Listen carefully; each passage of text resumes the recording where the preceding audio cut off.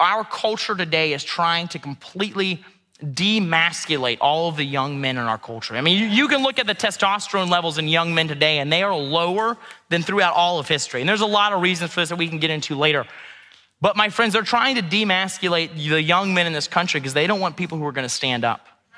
And so I'm telling you, all of you moms here, the people who I said were the most vicious in our movement, if you are raising a young man, please raise them to be a monster.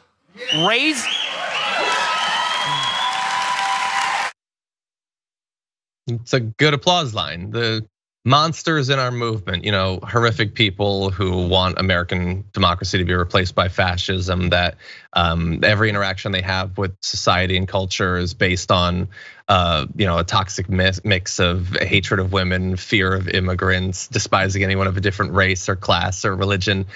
Produce more of those foot soldiers for our movement. That is what he's saying. And Nina, the audience, they really liked it.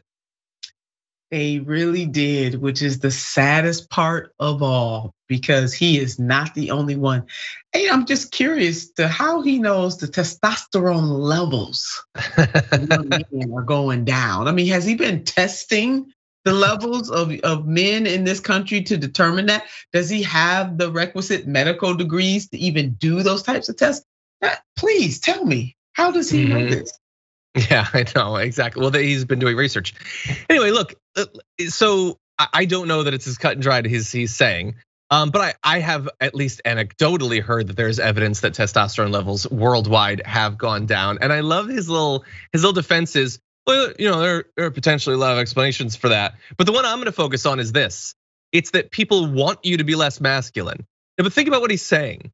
He's not, and he tied it to the testosterone. He's not just saying, they're trying to feminize you, and that has social implications. He's saying, like, if Anderson Cooper wants you to be less masculine, your testosterone levels in your body drop in response to that. How the hell would that work medically? I don't know. He sure as hell doesn't know. It's not, potentially something to do with chemicals and BPA and all that, and our bodies being filled up with all these chemicals. No, because if you were to criticize that, then you're criticizing corporations, and Madison Cawthorn ain't there to be a challenge to corporations, to wealth. No, but vague criticisms of Hollywood or the media or whatever, he can do that. That's on his level. By the way, let's just talk. Oh, no, sorry, Nina, what were you gonna say? No, go right ahead, go ahead. Well, I want you to understand when he talks about like being a monster, like maybe he knows a little bit about that. I mean, after all, what has he done over the past few years? We don't know much about him. He's never really pushed for any legislation or anything. He's not using his amazing, miraculous position in US government to accomplish anything productive. But we do know that he said that the 2020 election was stolen and that Christians might resort to bloodshed if it isn't fixed. He implied at one point that if there was another insurrection, he'd be there in DC. So political violence, totally cool with that. He encouraged, by the way, the gathering on January 6th. A few years ago, he posed for a photo smiling at Hitler's retreat in Germany and referred in the caption to the Fuhrer. Like you do. He's joked about the Holocaust to sell campaign merchandise. Oh, he was also exposed to have lied about the car accident that left him paralyzed.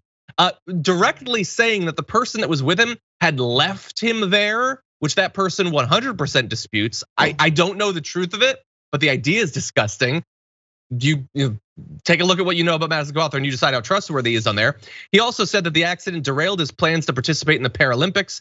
Paralympians say there's literally no evidence that he was ever seriously training for it. He also said that he was going to attend the Naval Academy, but the Academy had already rejected his application before the accident. So he used this tragic accident to lie about an individual involved in it, his future sports career, and his career in the Navy, apparently. He also says a bunch of disgusting stuff about the trans community. So at the very least, he does understand being a monster. He does. And he is elected. I mean, Jesus, Mary and Joseph. The man is in elected office. And definitely, regrettably, people were cheering what he said. Mothers, raise your sons to be monsters. Well, what type of monsters would those be, Representative? What type? What type would you like? Again, further stoking the fear of another, the fear of some kind of loss and other people are stealing something from you. That in and of itself, he's actually creating an environment that is going to produce the very things that he wants. And I can assure you, even though we didn't see the audience, there were women in that audience too. Yeah. Saying, yeah, Representative, that's exactly what I'm gonna do. I'm gonna raise my son to be a monster. Yep.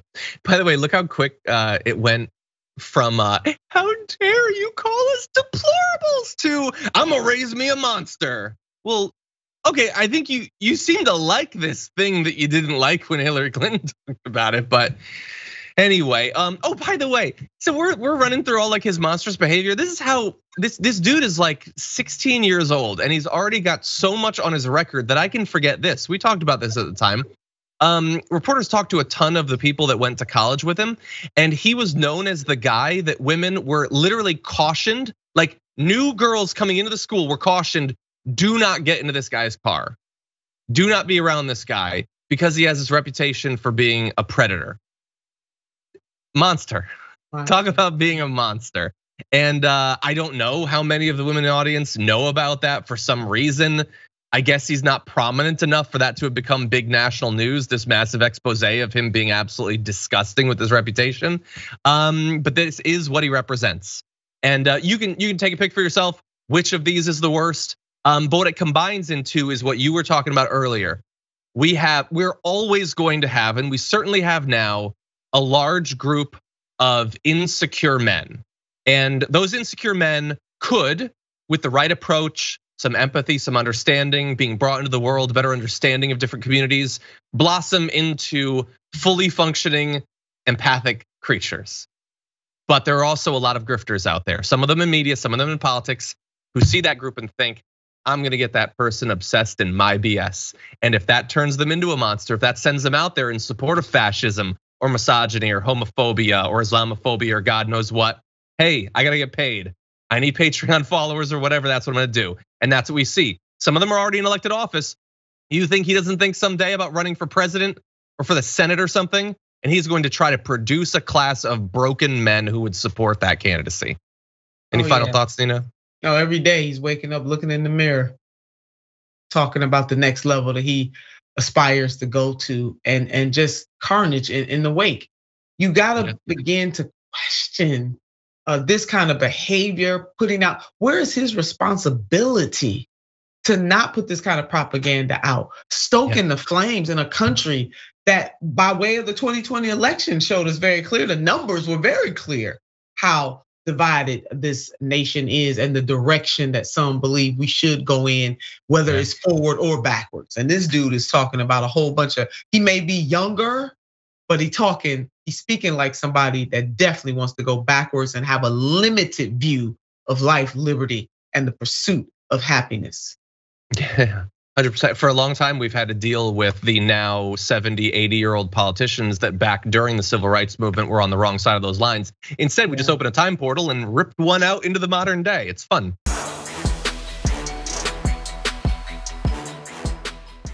Check out the Damage Report podcast each day, wherever you get your podcasts, whether Pocket Casts or Stitcher or iTunes. You can join me as I give you the news and stories you want, with a range of co-hosts and interview guests jumping in on the fun each day. Again, that's the Damage Report, wherever you get your podcasts. And if you get them at iTunes, don't forget to rate and review. Sometimes I'll read them live on the show.